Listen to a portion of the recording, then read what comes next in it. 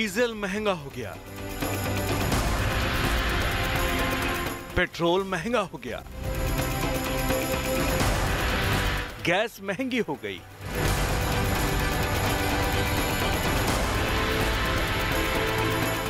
प्याज महंगा हो गया।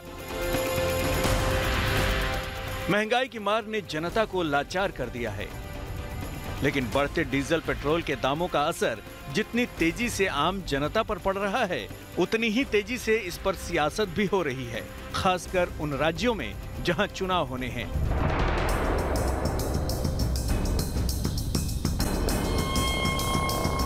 दावा तो था महंगाई दूर करने का, दावा तो था पेट्रोल डीजल सस्ता करने का, और दावा तो था आम आदमी को राहत देने का।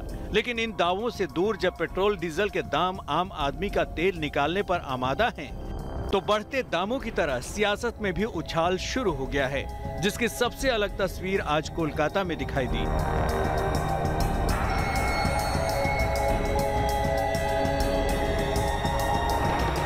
पेट्रोल डीजल के दाम पर केंद्र पर वार के लिए ममता दीदी कार को छोड़ ई बाइक पर सवार हो गई। मंत्री फिरहाद हाकिम के साथ ई बाइक पर बैठी ममता बनर्जी ने अपने गले में एक पोस्टर भी टांग रखा था।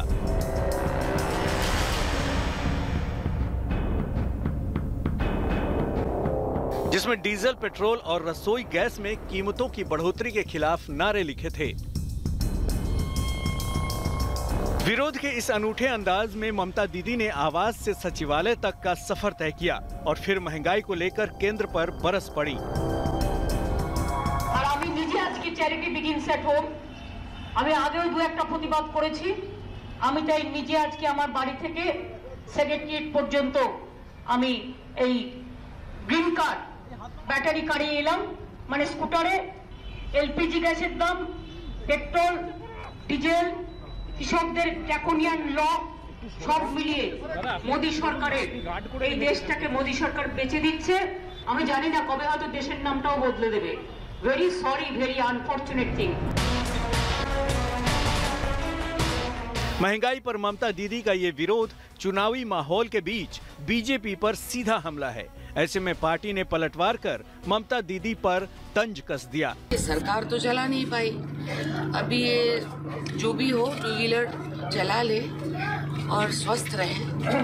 मैं तो भगवान से, माँ काली से दुआ करती हूँ हर दिन के बहुत स्वस्थ रहे, अच्छे से रहे। उधर बीजेपी के इन हमलों के बीच टीएमसी ने पेट्रोल डीजल के दामों को लेकर पूरे प्रदेश में प्रदर्शन का ऐलान कर दिया है।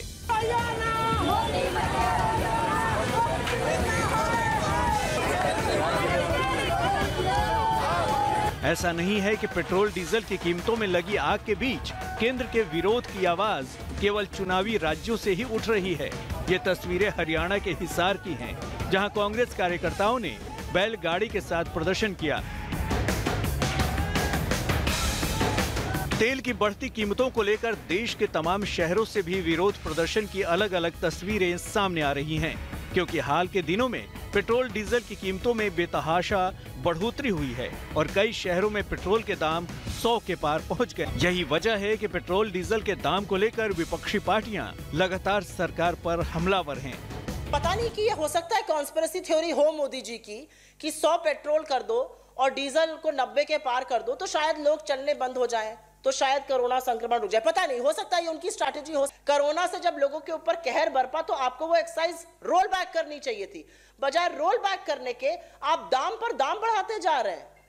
मतलब किस तरह के तुगलकी फरमान आप लोग जारी करते हैं, किस तरह के घरों में रहते हैं जहां आपको रात दिख रही है लेकिन सुबह की बात हो रही है। राजधानी दिल्ली में पेट्रोल 90 रुपए के पार पहुंच चुका है, जबकि कोलकाता में आज पेट्रोल की कीमत प्रति लीटर 91 रुपए 12 पैसे है, तो डीजल के दाम 84 रुपए 19 पैसे तक पहुंच गए हैं।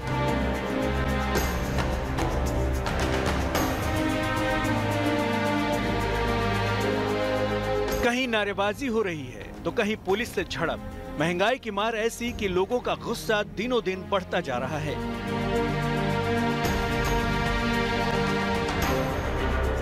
और इस गुस्से के बीच आम आदमी को एक के बाद एक झटका लग रहा है। पेट्रोल और डीजल की कीमतें कम नहीं हो रही हैं, वहीं गैस सिलेंडरों के दाम में फिर से इजाफे ने आम आदमी के दर्द को और बढ़ा दिया है।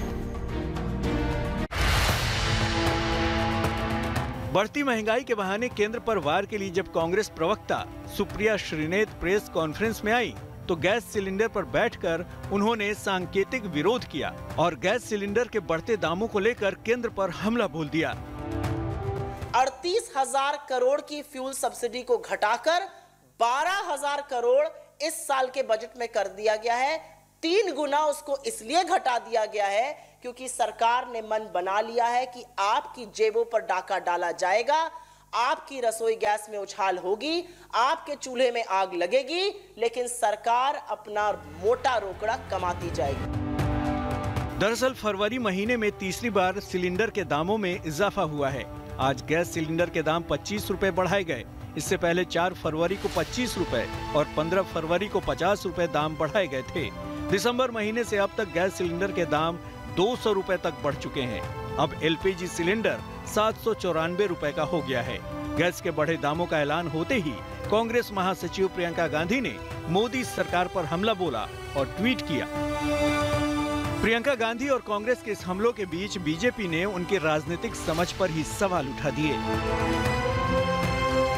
जबरदस्ती कोई नए मुद्दे खड़ा करने का प्रयास करना जनता इसको समझती है कि ये केवल दुष्प्रचार और बदनाम करने के लिए इस प्रकार के वक्तव्य दिए जाते हैं। उनको कोई बीजेपी की दलीलों और बचाव के बीच महंगाई का असर अब सीधे आम आदमी की रसोई तक दिखने लगा है।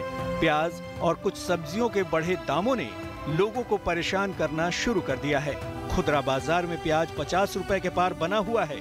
हालांकि कारोबारियों का कहना है कि आने वाले दिनों में प्याज के दाम कम होंगे। लेकिन पेट्रोल डीजल के दामों में अगर इसी तरह का इजाफा जारी रहा तो बढ़ती महंगाई से राहत मिलना आसान नहीं होगा। दरअसल चाहे गैस के दाम बढ़े या तेल के, बोझ आम आदमी के सिर पर ही होता है। कैसे गैस के दाम बढ़े तो किचन का बजट बिगड़ गया। सिर्फ फरवरी के महीने में ही एलपीजी के दाम 3 बार बढ़ चुके हैं। अब ये भी जान लीजिए कि प्याज कैसे आम आदमी को रुलाने के लिए तैयार है। पिछले 10 दिन में प्याज ने ताव दिखाया है। 10 दिन पहले दिल्ली में प्याज 20 रुपए प्रति किलो बिक रहा था, मगर आज की तारीख में प्याज के दाम हैं 50 से 55 रुपए प्रति किलो। इधर प्याज महंगा हो गया, तेल महंगा हो गया और उधर रेल का सफर भी महंगा हो गया। महंगाई का एक और वार ये है कि रेलवे ने कम दूरी के ट्रेनों का किराया बढ़ा दिया है।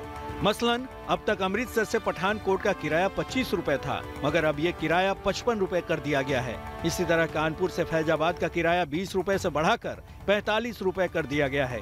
रेलवे की दलील है कि लोगों को कोरोना से बचाने के लिए ऐसा किया गया है। किराया महंगा होगा तो लोग यात्रा करने से बचेंगे। कहने का तात्पर्य ये है कि दर्द महंगाई बढ़ता जा रहा है, मगर सरकार है कि सुनती नहीं। अब आम आदमी करे तो क्या करे।